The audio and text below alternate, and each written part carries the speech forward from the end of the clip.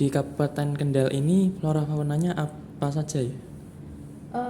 Sebenarnya kalau di saya menjelaskan dulu ya tentang perum perhutani dulu ya. Iya.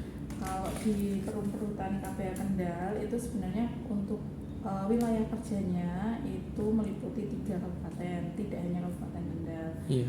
Itu ada Kabupaten Batang, Kendal, dan Kota Semarang.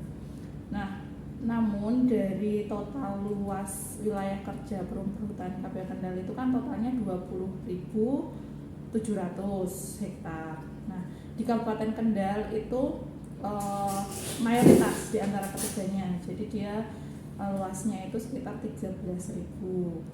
Nah, untuk sebaran flora fauna itu macam-macam. Salah satunya di kami itu ada 4 jenis fauna yang dilindungi. Itu masuk RTE, nanti bisa dicari RTE itu apa Iya. Jadi di kami itu ada 4 jenis fauna RTE, itu harimau, kemudian rusa, lutung, dan satu lagi kepodang. Nah, namun untuk yang harimau ini memang dari sejak tahun 2016 itu tidak pernah dijumpai. Dari hasil pengamatan teman-teman kami di lapangan itu sudah tidak dijumpai. Nah, untuk yang masih sering dijumpai oleh teman-teman di lapangan itu kepodang dan lutung. Itu paling sering dijumpai. Di sekitar hutan kami itu banyak sekali, sering sekali dijumpai, bahkan setiap bulan itu sering dilaporkan oleh teman-teman dijumpai di lapangan. Kemudian selain fauna RTE itu juga ada fauna lain yang tidak dilindungi seperti kalau kan kita ada tiga jenis ya, ada mamalia, aves, kemudian heterofauna. Nah, mamalia itu contohnya babi hutan, kemudian ada kera ekor panjang atau monyet ekor panjang, kemudian ada untuk yang aves itu banyak macam-macam. Nanti kalau misalnya masnya butuh datanya ada sekitar banyak lah mas, pokoknya sebarannya itu banyak, cuman kan nggak setiap bulan pasti dilaporkan, kadang-kadang kan bulan ini masuk dijumpai, besok nggak ada, seperti itu. Kemudian untuk reptilnya itu ada ular, kemudian biawak, terus apa lagi? Ini Pak Ki yang bikin laporannya mas, jadi setiap bulan ini Pak Ki jadi kan teman-teman di lapangan itu Pak Mandor, Pak Mantri bila menjumpai satwa itu nanti dilaporkan ke kami, kemudian kami melaporkan ke Divre di Semarang, seperti itu. Terus nanti setiap semesternya juga kami buat laporannya, kami kirimkan ke dinas-dinas terkait. Iya. Seperti itu. Mungkin ada yang mau ditanyakan? Ada. Bu Mita, untuk harimaunya itu spesifiknya loreng atau tutul?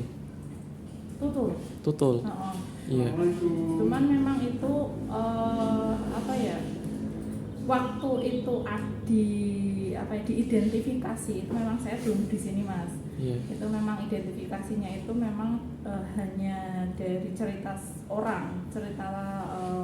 teman-teman mandor di lapangan. Jadi untuk bukti kayak misalnya rekaman atau itu belum ada. Belum ada. Iya. Berarti dari BKSDA pun juga belum ada pemantauan lagi? Kalau dari BKSDA, dari kemarin saya sempat nanyakan ke BKSDA, cuman kalau dari BKSDA itu memang di sekitar hutan Kendal itu tidak ada. Tidak ada, iya. Lalu untuk lutung itu habitatnya di hutan sebelah mana ya Bu? Lutung itu di Subak. Kalau di sini ya berarti mungkin di daerah Hoja. Terus kemudian di hutan Sokor itu. Sokor. Arah ke Sukorejo itu. Sukorejo. Iya. Itu kan ada hutan alam sekunder kalau gitu. Iya. Pertanyaan selanjutnya, apakah untuk waktu dulu itu ada laporan tentang harimau loreng Bu? Dulu ada ya, itu tahun pas waktu identifikasi itu. cuman identifikasi, hanya kesaksian aja. kesaksian. Oh. Iya. Lalu untuk selanjutnya, bagaimanakah konservasi alam di daerah Kendal ini? Kalau konservasi itu bukan di kami ya Mas ya. Iya. Kalau Perum Perhutani itu sebenarnya kami hanya mengurus hutan lindung dan hutan produksi. Iya. Jadi itu kan hutan itu kan mungkin jenengan bisa baca ya di Undang-Undang Iya. Nomor 41 tentang Kehutanan. Iya. Itu hutan itu ada 3 fungsi. Iya. Dibagi menjadi 3 berdasarkan fungsinya. Itu ada fungsi konservasi, fungsi lindung dan fungsi produksi Iya. kan. Nah, yang konservasi ini dikelola langsung oleh KLHK. Iya. Semua hutan konservasi dikelola langsung oleh KLHK. Kemudian hutan produksi dan hutan lindung yang ada di Jawa itu didelegasikan kepada perhutani untuk dikelola. Kalau di Iya. luar Jawa itu juga bukan kami. Iya. Ya, jadi perhutani itu hanya hutan lindung dan hutan produksi. Nah, untuk hutan lindung dan hutan produksi untuk di Kendal sendiri itu seluas 20.000 yang tadi sudah saya jelaskan tadi, itu semuanya itu adalah hutan produksi, tidak ada Iya. hutan lindung. Tapi kalau misalnya jenengan ke KPH mana ya, KPH Semarang itu dia ada 2 jenis hutan, ada produksi, ada lindungnya. Iya. Tapi kalau untuk KPH Kendal itu semuanya hutan produksi. Iya. Dan secara fungsi itu semuanya untuk diproduksi. Jadi kami tidak mengolah hutan konservasi. Iya. Seperti itu. Kalau di KPH Sojomerto itu bagaimana, Bu? KPH Sojomerto maksudnya apanya?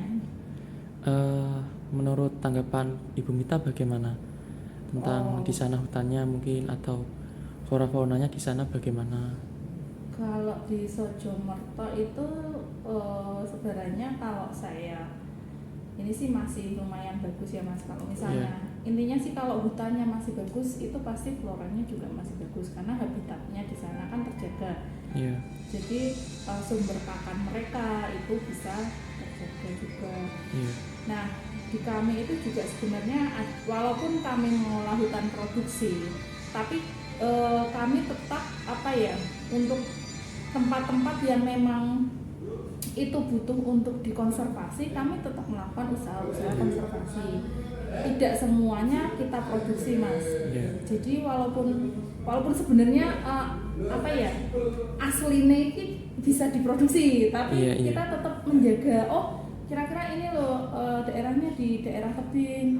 Jadi ini nggak bisa kalau misalnya pohonnya ditebang, itu kan nggak bisa. Nah itu tetap kita jaga dengan namanya mengatur di kami itu ada kelas-kelas hutannya. Jadi di dalam hutan produksi kami itu dibagi menjadi kelas-kelas lagi.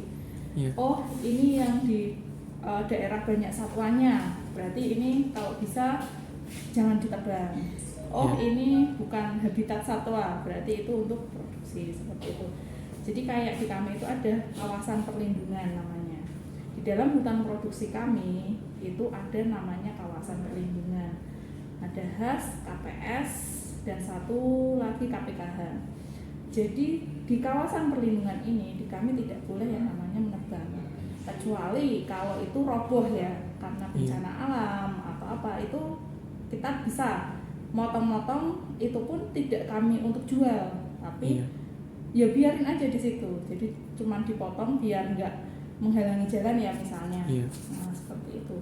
Dan di kami juga setiap tahunnya itu sudah melakukan upaya pengkayaan tanaman dan rehabilitasi.